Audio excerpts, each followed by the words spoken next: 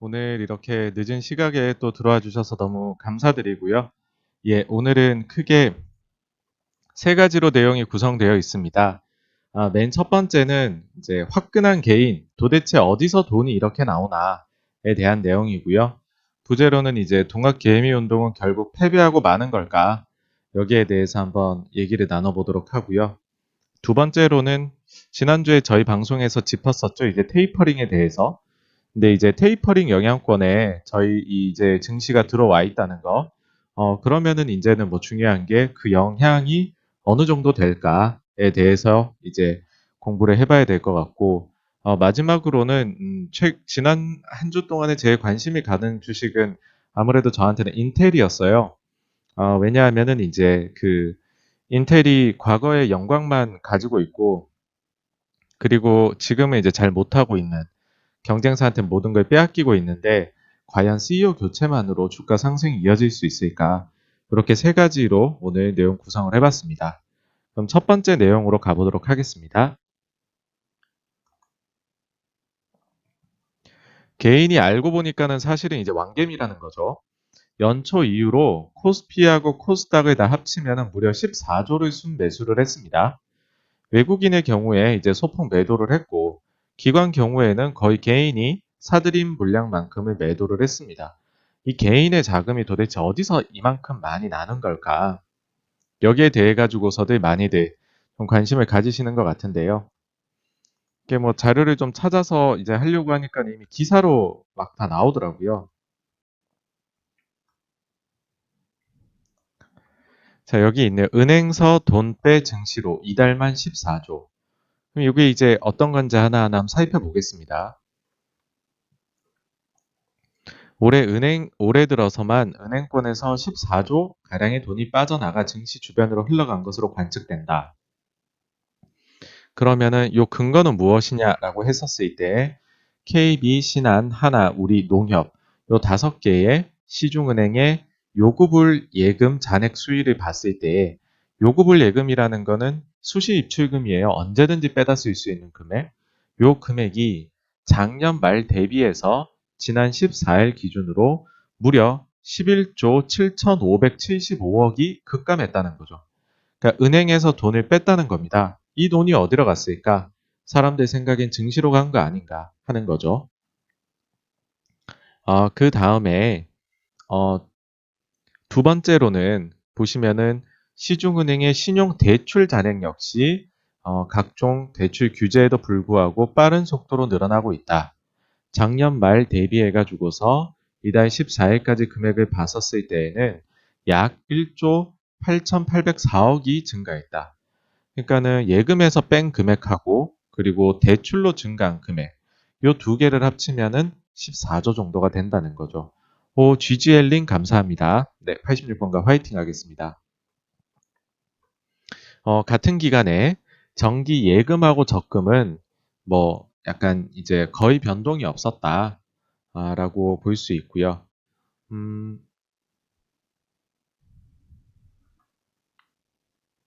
그리고서는 이제 기사에서 언급한 또 다른 이제 머니 무브로는 어떤 게 있느냐라고 보시면은 쭉쭉 밑으로 내려서 네, 신용대출뿐만이 아니라 같은 기간 5대 은행의 신규 마이너스 통장 잔액이 1조 6,602억이 늘어났다. 네, 이게 이제 세 번째가 되겠네요. 마이너스 통장 증가.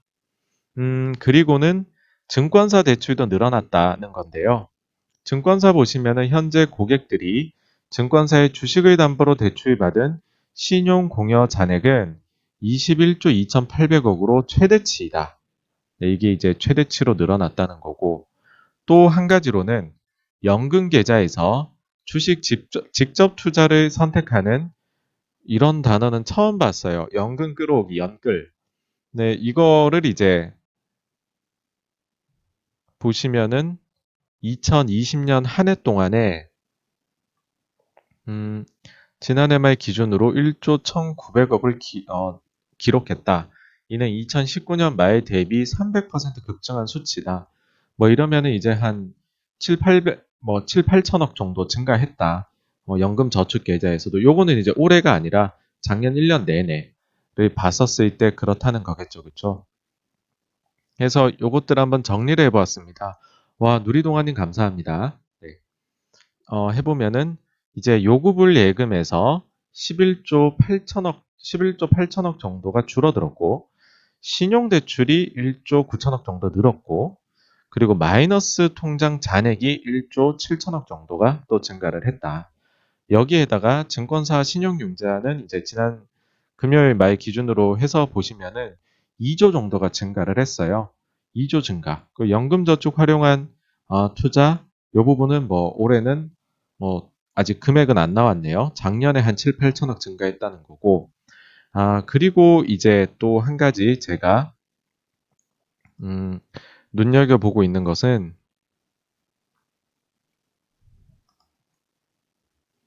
이제 재난지원금입니다. 재난지원금이 이게 이제 1월 14일 날 기사인데요. 요거 이제 하기로 정치권에서 이제 통과를 시켰잖아요. 보시면은 3차 재난지원금이 사흘간에 236만 명에게 총 3조 3천억이 지급이 되었다. 그러니까는 요 금액도 3조 넘게 지금 시중에 풀린 거죠. 어, 요런 것들을 합쳐서 보시면은 자금이 다 합쳐보면은 거의 한 20조 가까이가 돼요, 지금. 그쵸? 이 정도 되는 금액이 풀렸다.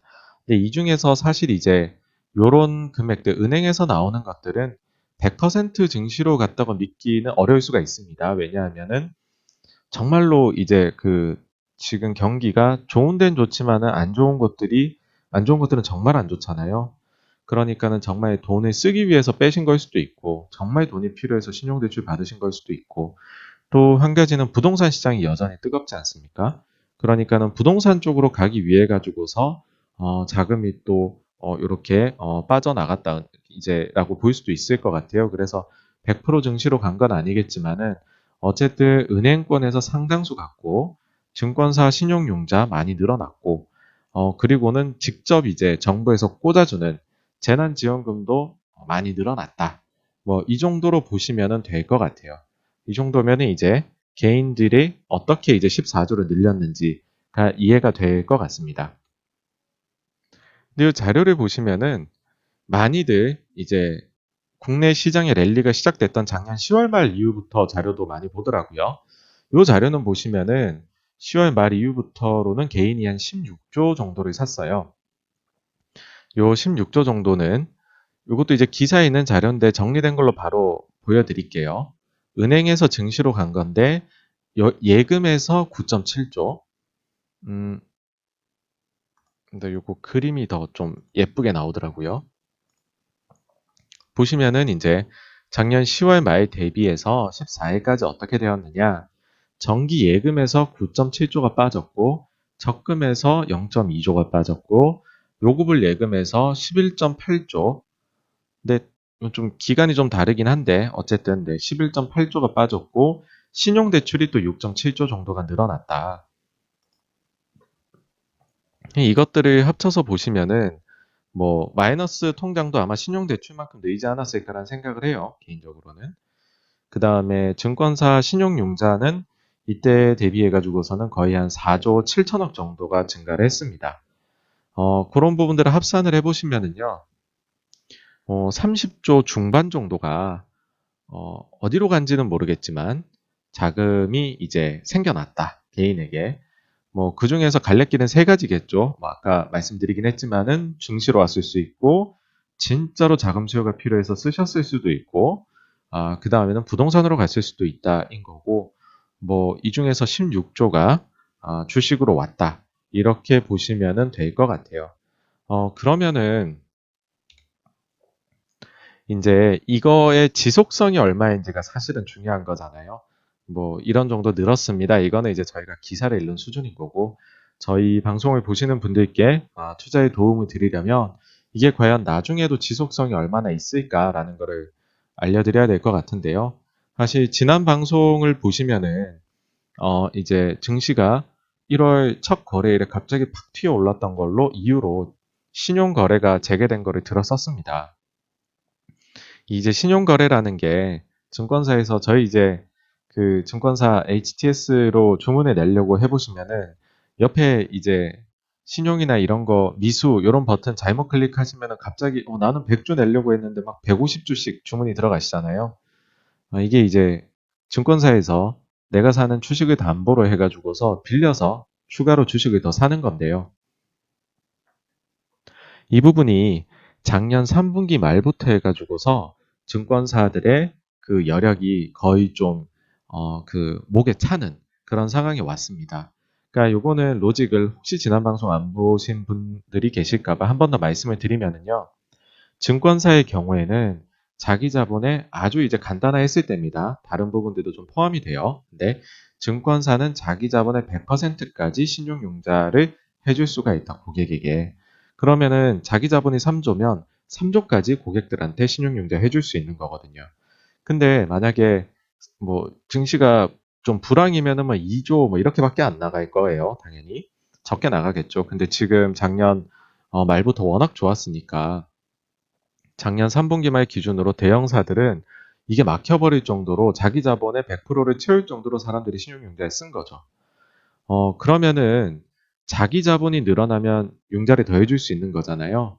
이제 그러면 자기 자본 늘릴 수 있는 방법이 크게 봐서는 증자를 하거나 아니면은 경상적으로 분기 이익이 증가를 하면 자기 자본이 증가하게 되겠죠. 근데 지금 이제 증자를 하는 데는 없고 보니까 이익이 늘어나는 만큼 융자를 더 해주고 있는 것 같아요. 그랬을 때 이제 작년 3분기에 증권사 이익의 합은 약 2.2조 정도 됐었고 실제 4분기에 늘어났던 증권사 신용융자는 2.76조 정도가 되었다. 그러니까는 막혔던 데들 중에서는 이제 이익 증가분만큼 그대로 거의 다 나갔고 그리고 추가로는 아직 3분기 말까지 안 막혔던 데들도 거의 이제 목에 찰 만큼 대출해줬다는 거죠. 올해 어떠하냐? 지금 이미 2조를 했거든요. 이제 1평균으로 보시면 거의 2천억의 속도입니다. 2천억의 속도로 하고 있는데 작년 4분기 증권사 순이익을 고려를 해보면은 제가 볼 때에는 뭐 이제 증권사 순이익 합계가 2조에서 3조가량 될 것으로 생각이 됩니다. 그래서 이 속도라면은 사실상 다음 주에는 증권사 통해서 개인들이 신용 공여하는 여력은 모두 소진될 것이라고 생각이 됩니다. 실제로 보시면은요, 여기 삼성증권인데, 삼성증권이 안녕하십니까. 한도가 소진되어 신규 신용융자 매수를 당분간 하실 수 없습니다. 언제부터? 지난주 수요일부터. 네. 삼성이 제일 처음 막혔네요, 보니까. 그 다음으로 이제 미래에셋인데요. 미래에셋 같은 경우에는 이제 15일 날에 공지를 했어요. 자, 증권담보융자 신규 대출 일시 중단 안내. 당사 신용공여 한도 관리를 위해 신규 대출이 일시 중단됨을 기존에 여러분들이 가지고 계신 거는 전혀 영향이 없습니다. 이거는 영향이 없고요. 신규로 하실 분들이에요. 예. 중단 일시는 2021년 1월 20일 8시부터니까는 19일 화요일까지 하고 막힌다고 봐야 되겠네요. 그쵸? 그러니까 제가 지금 듣기로는 삼성이 이미 막혔고 미래가 다음 주에 막고 한투는 가보니까는 아직 그런 공지가 없어요. 그러니까는 하나씩 이제 막혀가고 있는 거죠, 지금. 네. 뭐 제 생각에는 다음 주 정도면은 이 정도 속도면은 거의 이제 막히지 않을까. 그래서 증권사에서 이제 B2 그러잖아요, 요즘. 빚내서 추가적으로 융자 내는 거는 어렵다. 그렇게 조금 생각을 하시면 될 것 같습니다. 안 좋은 거죠. 네. 두 번째로는 재난지원금인데요. 이게 과연 지속성이 얼마나 있을까? 이것도 한번 기사를 보실게요.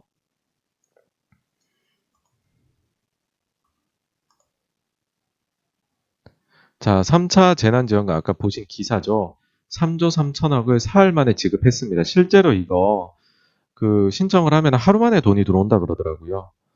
근데 이제 여기서 조금 더 이제 말씀을 드리면 그런 게 있어요. 미국 같은 경우에도 지금 가게에다가 돈을 막 그냥 꽂아주고 있잖아요.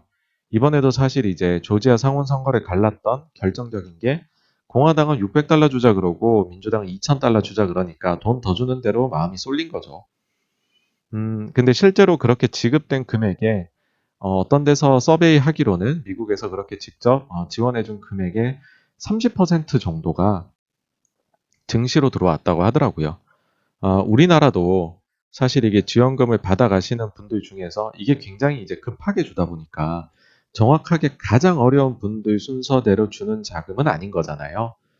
어떻게 보면은 지금 본인이 이런 걸 하고 있다라는 거를 증명을 할 수 있는 사람은 살아남은 사람일 수도 있거든요. 이미 막 너무 힘들어서 폐업한 지가 꽤 되었다면 코로나도 이제 1년이 다 돼 가니까 그런 분들은 과연 이제 이게 오히려 그런 분들은 못 받으실 수도 있을 것 같아요. 그러니까 이거는 어떻게 보면은 조금 여력이 있는 분들이 꽤 많이 받아가셨을 수도 있다라는 생각이 들고 그러면 여기도 받아간 자금 중에서 상당수는 증시나 부동산으로 가지 않을까. 근데 이제 아직까지도 이제 미지급이 좀 남아 있는 거고요. 그래서 이제 그럼 이제 어느 정도냐라고 보시면은요. 요번에 이제 주는 금액이 소상공인들 등 피해계층 직접 지원 6조 원 수준이랍니다. 그러니까는 저 이상으로 해가지고서 6조 정도까지는 풀릴 것 같아요. 예. 개인들 돈이 어디 있느냐? 많이들 얘기를 하시는데, 정부가 풀고 있으면서 개인들 돈이 어디서 났냐라고 묻는 건 좀 아이러니인 것 같아요. 본인들이 풀고 계시는데요. 그러면은 이게 3차였으니까 1차, 2차는 어땠을까? 이게 직접 지원하는 금액 추인데 14조, 8조, 작년에 22조가 직접적으로 풀렸었습니다. 그러니까는 뭐 개인들이 뭐 너무 많이 샀다 돈이 어디서 났냐 많은 말씀들 하시지만 기본적으로는 지원금이 상당히 많이 풀려 나갔다라는 겁니다. 이거는 마치 이제 부동산 시장으로 따지면은 과거에 뭐 이제 지역에다가 이제 그런 거점 도시 해가지고서 제가 정확한 명칭 기억 안 나는데 뭐 지역에 이제 개발 보상금을 뿌리게 되면은 주게 되면 그게 또 부동산 시장으로 뭐 강남으로 이렇게 흘러 들어와 가지고서는 계속 부동산 올렸던 기억들이 있잖아요, 저희가. 마찬가지로 지금 증시에서도 정부가 뿌리는 돈, 이 돈들이 많이 흘러 들어오는 것이 아닌가 생각합니다. 그래서 어, 일단은 올해 또 선거도 있고 내년에도 대통령 선거가 있죠. 그러니까는 제가 볼 때는 더 줄 수도 있지 않을까라는 생각도 드는데 역시나 이제 뭐 이 지역별로 이렇게 또 나오시는 분들도 계시더라고요. 경기도민 재난금 10만 원 받는다. 18일 날 발표하신다 그랬으니까 이거 뭐 곧 있으면 또 지급이 되겠네요. 경기도가 이제 인구가 제일 많잖아요, 우리나라에서. 서울도 넘는데 1,400만이 넘는 걸로 알아요. 그러네요. 이제 10만 원씩 주면 1조 4천억이 여기서만 또 풀리겠네요. 이러면은 뭐 개인들 요즘 사실 이 금액이면 하루 순매수 금액이긴 한데 어쨌든 금액이 상당히 계속 풀려나가고 있다. 예, 돈이 이쪽은 없는 게 아니다. 예, 그렇게 생각을 합니다. 근데 이런 것들은 사실은 되게 근본적인 자금 순환의 저희가 이제 요소들은 아니에요. 그러니까 사실 아까도 위에서 보시면 요소들이 있잖아요. 요소들 중에 뭐 증권사다, 연금 저축을 뭐 조금 ETF로 돌린다, 재난지원금을 받는다. 어떻게 보면은 이 부분들보다도 더 중요한 게 있습니다. 뭐냐 하면은 여기도 은행에서 난 돈, 여기도 은행에서 난 돈, 이것도 은행에서 난 돈이거든요. 쉽게 말해서 은행에서 정말 은행은 되게 안전한 곳이잖아요. 떼일 염려 없는 그런 곳. 안전한 곳에서 굉장히 위험이 많은 증시. 이쪽으로 과연 구조적으로 돈이 넘어올 수 있느냐라는 게 사실은 더 중요한 요소인 것 같아요. 그래서 이제 이거를 뭐 자금 순환이라 할 수도 있고 뭐 여러 가지로 뭐 이렇게 머니 무브라고 할 수도 있겠는데 몇 년 전 유행했던 단어를 한번 가지고 와봤습니다. 이제 그레이트 로테이션, 대자금 이동. 어, 보통은 이게 채권 시장에서 주식 시장으로 가는 거에 대해 갖고서 얘기들을 해요. 이게 그 폴 볼커가 이제 인플레이션 파이터가 돼서 1980년대 초반에 금리를 무진장 많이 올리고 10%까지 막 이상까지 올렸었거든요. 미국 금리가 10% 이상이었습니다. 기준금리가. 거기까지 올려가지고서 인플레 다 잡아내고는 그때부터 지금까지 계속 채권은 먹는 장이었거든요. 금리가 계속 떨어지니까. 그래가지고서 이제 채권 시장 쪽이 굉장히 커졌죠. 굉장히 커졌는데 금리가 한 번씩 상승을 할 때마다 이번에도 지금 이제 테이퍼링 논쟁으로 금리가 좀 상승했잖아요. 이렇게 금리가 좀 올라오게 되면 사람들이 기대를 해요. 야, 이번에는 이 그레이트 로테이션 일어나나? 자금이 한번 확 순환을 하나? 뭐 이런 생각들을 하거든요. 근데 지금 이제 한국은 보면은 어쨌든 은행에서 지금 돈이 나오고 있는 거는 보이는 거잖아요, 지금.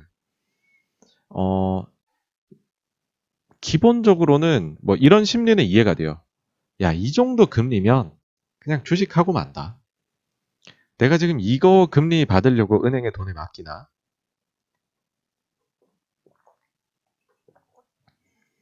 실제로 제 주변에서도 주식에 주자도 안 하시던 분들이 은행에서 돈을 빼가지고서 주식으로 하시더라고요.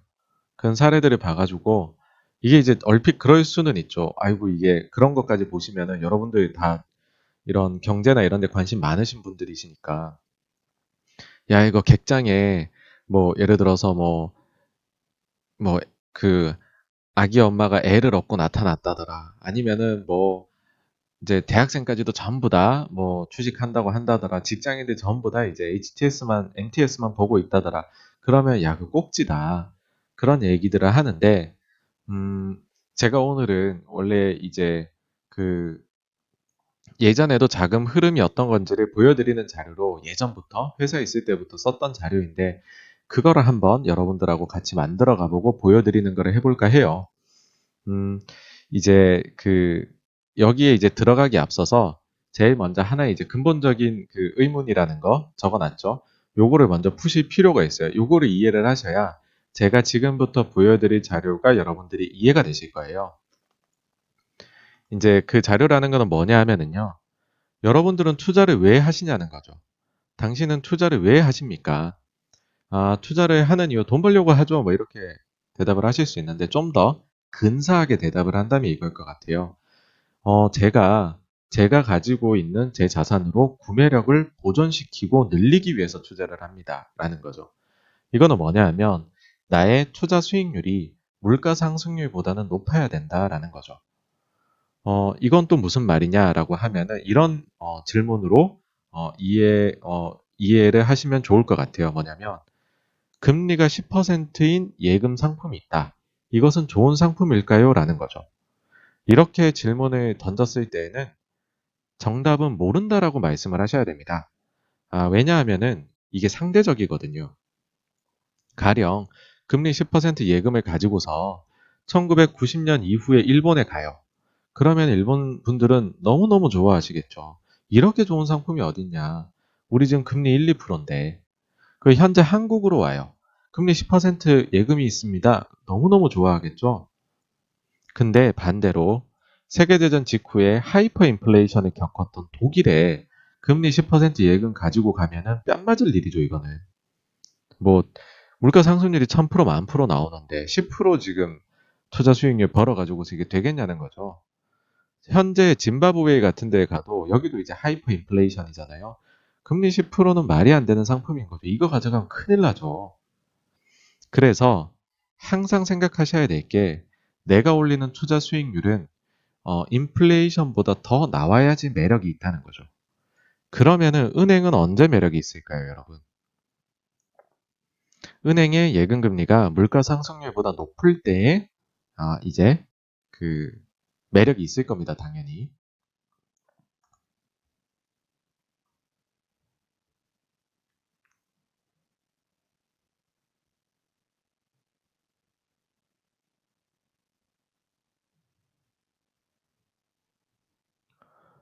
그래가지고서요.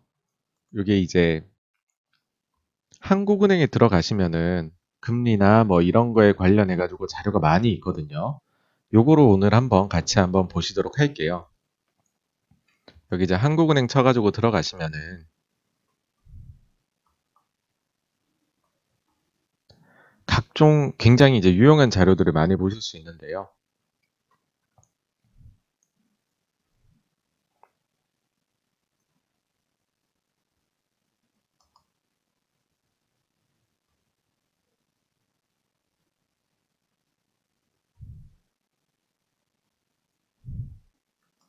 뭐 요런 거를 하나를 클릭을 이렇게 하시면은요.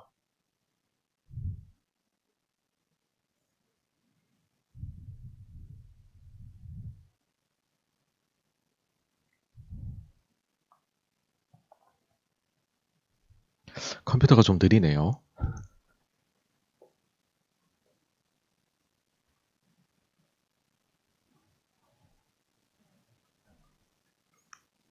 이렇게 아주 다양한 정보를 여러분들이 이제 다운받으실 수가 있어요.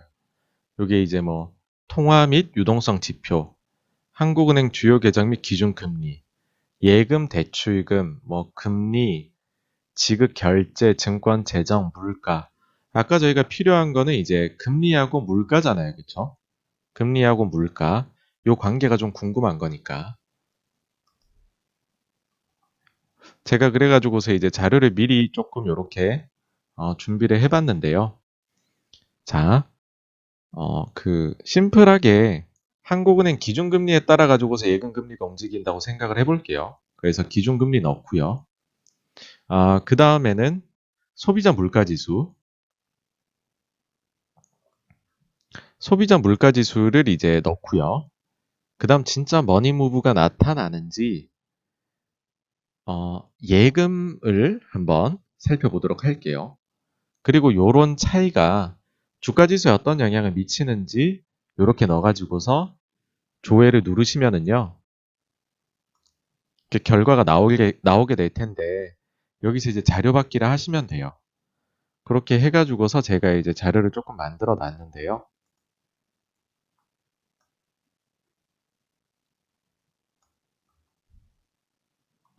이게 보시면은 이제 파란색 라인이 우리나라 이제 기준금리고요. 빨간색이 소비자 물가지수입니다. 그리고 요 초록색은 기준금리에서 소비자 물가지수를 뺀 거예요. 그러니까는 이 금리 차이라는 게 플러스 구간에 있게 되면 요 금리 차이라는 거는 우측에 요거를 이제 축을 보시면 되거든요. 요 지표가 요게 이제 0이죠. 그쵸? 요 금리 차이가 0보다 큰 플러스 구간이라면 기준금리가 물가지수보다 높은 거죠. 그쵸? 그 말은 뭐겠습니까? 은행이 매력적인 거죠. 이 기간 동안에는. 예금이 매력적이라는 거죠. 반대로 소비자 물가지수가 높아서 더 높게 되면 기준금리보다 마이너스가 나오게 되겠죠. 그쵸? 이 구간은 어떻게 보이세요? 어, 은행에 돈 넣어두면 손해보는 구간이 되는 거죠. 그쵸? 그러면은 이게 실제로 어떻게 좀 작용을 했을까? 이게 이제 2003년도부터 해서 코스피고요. 그리고 아까 보여드렸던 그 금리 차이예요. 보시면은 마이너스가 좀 의미 있게 갔던 구간들이 2004년도 거의 연간 내내, 그 다음에 금융위기 직후부터 2011년도 말까지, 그리고 2016년도, 17년도 요때가 좀 있었고 18년도에 살짝 왔던 거 있었고요. 그 다음에는 이제 최근이거든요. 뚠뚠님 감사합니다. 근데 보시면은 이제 2004년도에 때 다들 잘 아시겠지만 이때부터 해가지고서 지수가 랠리를 펼치기 시작을 했었거든요. 이때 보시면은 거의 연간으로 봐가지고서 계속해서 음해 구간에 있었던 해입니다. 이때가. 그 다음에는 2008년도 요때는 어떤 문제가 있냐 하면은요. 이게 금융위기가 갑자기 왔잖아요. 인플레이션은 와 있는데 금융위기가 오니까는 정부가 금리를 팍팍팍팍 낮췄어요. 위에 한번 보실게요. 기준금리인데요.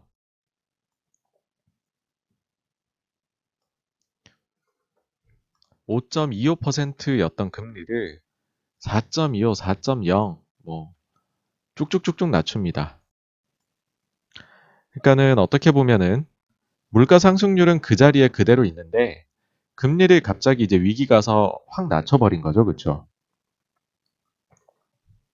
그래서 이제 제가 볼 때는 그 초기 구간에는 확 떨어지고, 근데 그 뒤에 이제 금리를 굉장히 낮게 유지를 해요. 낮게 유지를 하는데 인플레는 와 있으니까 돈들이 갈 데가 없겠죠, 그렇죠? 그러니까는 코스피로 와서 정고점을 뚫고서 올라가게 만들었던 힘이 되지 않았나 생각합니다. 그리고 또 한 번 특이한 게 이때입니다. 2016년 중반부터 해가지고서 18년 초 이때도 보시면은 지수가 2600으로 한달음에 올라갔던 때가 있었어요. 2000에서. 이때도 보시면은 제가 생각할 때에는 갈 길 잃었던 돈들이 증시로 많이 갔던 게 아닌가라고 생각을 해요. 그리고 지금의 경우에는 살짝 이제 마이너스 구간에 좀 들어오기는 했어요. 그쵸? 여기에 대해서는 조금 이따 한번 말씀드릴게요. 자, 그러면은 이제 여기서 과연 은행 예금 어떻게 변화했을까? 금리 차이가 마이너스 갔던 아까 말씀드린 2004년도 있잖아요. 한 가지 아셔야 될 거는 이걸 설명드리기 전에 우리나라 같이 경제가 계속해서 성장하는 나라는 당연히 예금도 커집니다. 너무 당연하죠. 경제가 커지고 경제가 성장하고 있으니까 그만큼 예금이 증가하는 거는 어떻게 보면 되게 당연하거든요. 그래서 예금이 감소한다는 것은 상당히 이례적인 일입니다. 근데 2004년도에 보시면 예금이 감소합니다. 돈이 빠져나갑니다. 그렇다고 그때 당시에 사람들이 예금도 줄이고 경제 너무 팍팍하고 뭐 대출도 줄이고 조이고 살았냐? 아니요. 대출은 속도를 내면서 성장을 합니다. 네. 사실 이런 시기 오게 되면 저희는 이제 보통 주식만 얘기하는 채널이니까 제가 주식 얘기를 드리지만은 이런 경우에는 주식 시장에도 돈이 가고 더 큰 금액들은 부동산으로 갑니다, 사실. 그러니까 정말로 엄청난 이제 머니 무브가 이때 일어났었던 거죠. 시작이 됐던 거죠. 그리고 그 흐름이 한 번 불붙으면은 이거를 끄기가 조금 어렵거든요. 그 뒤에는 보시면은 사실 이제 이런 의문 드실 수 있어요. 와, 그 뒤에는 보면은 뭐 그렇다고 예금이 줄거나 그러진 않네라고 하는데 다시 한번 말씀드리지만 예금이 계속 증가하고 있는 게 정상인 겁니다, 원래. 경제가 성장한 나라에서. 근데 이게 굉장히 독특했던 거죠. 그러니까는 이 정도로 사람들이 돈이 빠져나와서 그 증시나 부동산으로 몰려갔고 굉장히 어마어마한 그림을 만들어냈다는 거죠. 그러니까 지금에서 그런 약간 데자뷰를 느낄 수가 있을 것 같아요.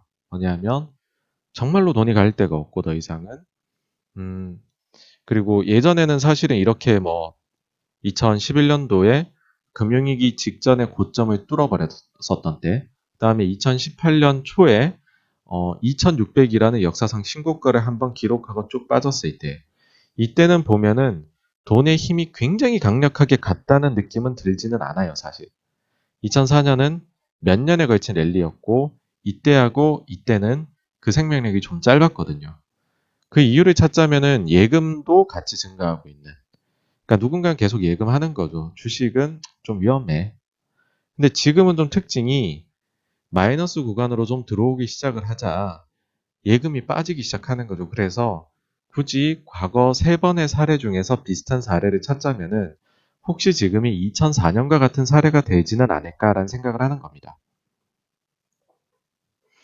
그러면은 여기서 이제 지금까지는 알겠고 이 뒤에도 그러면 마이너스가 될지에 대해서 또 궁금하실 거잖아요, 당연히.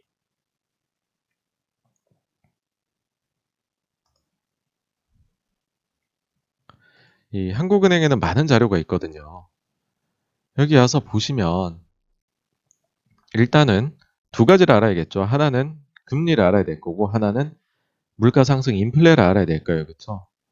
근데 금리에 대해 가지고서는 사실 뭐 올해 내내 금리를 제가 이제 물론 텐 서프라이즈에서는 금리를 건드릴 수 있지 않을까 했지만 사실 금리를 건드리기가 굉장히 쉽지가 않잖아요. 지금의 경기 상황을 봤었을 때. 그러니까 기준금리는 그냥 지금의 0.5에 유지가 된다라고 생각을 했었을 때 음,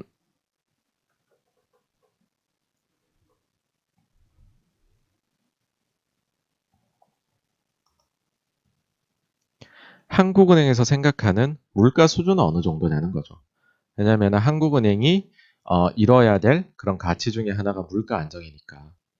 그래서 이제 중장기적으로 봤을 때 지금 한국은행 통화 정책에서 물가 안정은 어느 정도 기준을 두고 있느냐라고 하면 2%인 거죠. 여기 중간에 나와 있어요. 2019년 이후 물가 안정 목표는 소비자 물가 상승률 기준 2%이다. 만약에 기준금리가 0.5%고 소비자 물가 2% 목표니까 2%까지는 놔두겠다라고 해버리면 아까 보여드렸던 금리 차이가 마이너스 1.5%가 되겠죠. 그쵸? 그렇게 되어버리면은 지금보다도 머니 무브가 더 심하게 나올 수도 있을 것 같다 하는 거고요.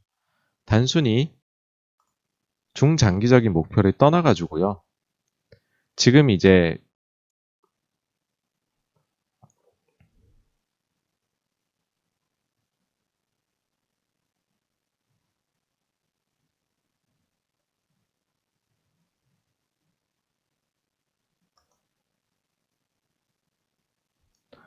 지금 현재 기준으로 해가지고서 경제를 앞으로 어떻게 보고 있는지, 금리 추이를 어떻게 보고 있는지 이런 것도 이제 여러분들이 한국은행에서 확인이 가능하시거든요. 이렇게 해서 들어오셔서 통화정책회의 요거 보실 수가 있어요.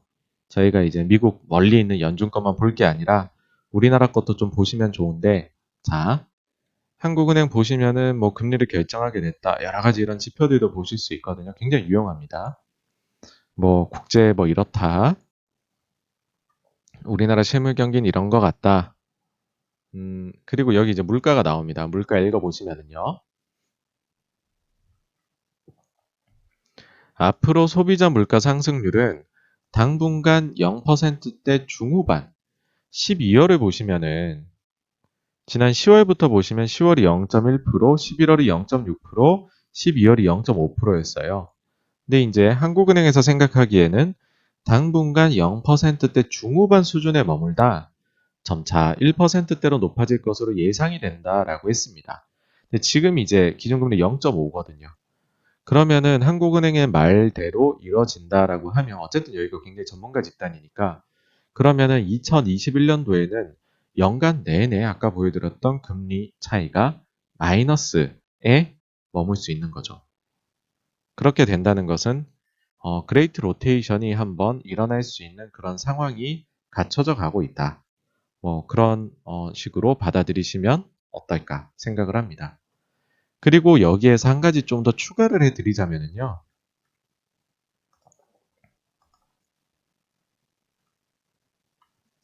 이게 지난번에도 이제 한번 방송에서 나왔던 건데 기간 왜 이렇게 파나요? 기관 투자자는 거기에 대해 가지고서 자료 만들 때 보여드렸던 건데 기관은 계속 팔아요, 그쵸? 기관은 계속 팔고 있고 개인은 계속 사고 있고 근데 거기에 대해 가지고서 제가 이제 이유로 말씀을 드린 게 개인 고객분들이 이제 그 펀드를 환매를 하시니까는 기관은 파는 것 뿐입니다. 이렇게 얘기를 드린 적이 있어요. 실제로 이제 이런 기사들이 막 나와요. 두 달째 매일 주식 파는 운용사. 팔고 싶어 파는 게 아닙니다. 왜 그러냐? 개인들이 이제는 직접 투자를 하기 위해서 이제 간접 투자는 버리는 거죠. 간접 투자 펀드 했던 거 운용사에 넣었던 돈들을 막 이제 환매해가지고 그 돈으로 직접 주식시장에 뛰어가시는 거죠. 그러니까 기관 투자자가 5조 순매도 하고 개인이 5조 순매수를 했다. 근데 펀드 환매액이 5조다라고 해버리면 사실은 이거는 그래서 개인들이 막 불개미 같이 갑자기 집에 놔뒀던 뭐 금두꺼비 팔아가지고서 사는 거냐 하는 게 아니라 그냥 주머니가 왼쪽 주머니에서 오른쪽 주머니로 바뀌는 것 뿐이죠. 이거는 새로 유입되는 돈은 아닌 거죠. 뉴머니는 아니라는 거죠. 또 이제 최근 기사 보시면은 국내 주식형 펀드 설정에 5일 만에 5,400억 급감. 그러니까 사실 지금 더 상세히 보시면 이제 투신 일반하고 사모 쪽에서 빠지는 돈들은 사실상 그냥 펀드를 이제 해지하기 때문에 나오는 금액이다. 그렇게 보시면은 어떨까 생각을 하는데 실제로 그래서 보시면은 2020년 초 이후로 개인이 순매수한 게 지금까지 92조거든요. 근데 그 기간 동안에 기관이 순매도한 금액이 63조예요. 물론 이 중에는 연기금도 포함이 되니까 기금성 자금도 포함되니까 좀 빼더라도 지금 개인이 순매수한 금액에서 상당 부분은 그냥 새로운 돈이 증시에 들어온 것이 아니라 왼쪽 주머니에서 오른쪽 주머니로 바뀐 것 뿐이다 라고 저는 생각을 합니다. 그러면 이게 의미하는 바는 무엇일까? 라고 생각하신다면 진정한 의미에서의 개인 투자자들의 자금 이동은 아직 진행 중인 것일 수도 있다는 거죠. 그러니까는 이게 와, 그냥 단순히 봤을 때는 개인이 92조 순매수했어. 끝났네. 개인도 엄청 샀네. 그렇게 보실 게 아니라, 아, 개인이 작년 한 3분기 말 4분기 초부터 해가지고서는 진짜로 새로운 돈을 넣기 시작을 했구나. 근데 그 전까지는 사실 상당 금액은 대부분은 그냥 주머니만 바꿔 찬 거구나. 그리고 올해 들어와서는 이게 그런 여유자금뿐만 아니라 은행에 있던 돈까지도 빼가지고서 주식시장으로 넘어오는 모습이 보이기 시작을 하네. 이거 언제 한번 봤었지? 2004년에 봤던 그림이구나. 그 정도로 여기 개인 자금이 많이 사는 거에 대해 가지고서 86번가에서는 좀 정리를 드릴 수가 있을 것 같습니다. 그래서 결론적으로는 사실 뭐 지금 요 며칠 사이에 14조나 샀어요. 어마어마하게 샀죠. 그러면은 이게 증시가 좀 조정받거나 쉬어가야 되는 거 맞냐? 라고 하면 거기에 100% 동의를 합니다. 아니, 영원히 불같이 오르는 장은 존재하지 않잖아요. 근데 그렇다고 해가지고서 개인이 굉장히 무리해서 사고 있다라고 호도한다거나 혹은 개인의 실탄이 이제 곧 다 떨어져요. 이런 얘기를 하기에는 국가에서 지금 재난지원금으로 계속 지금 실탄을 쏴주고 있고 그리고 추가적으로는 이게 이제 뭐 잘못하면은 진짜로 그레이트 로테이션을 은행에서 증시로 가는 그런 거를 한번 경험을 해볼 수도 있는 그런 환경을 우리가 갖추고 있다. 예, 그런 정도로 이해를 해주시면 될 것 같습니다. 그러면은 다음으로 넘어가도록 하겠습니다.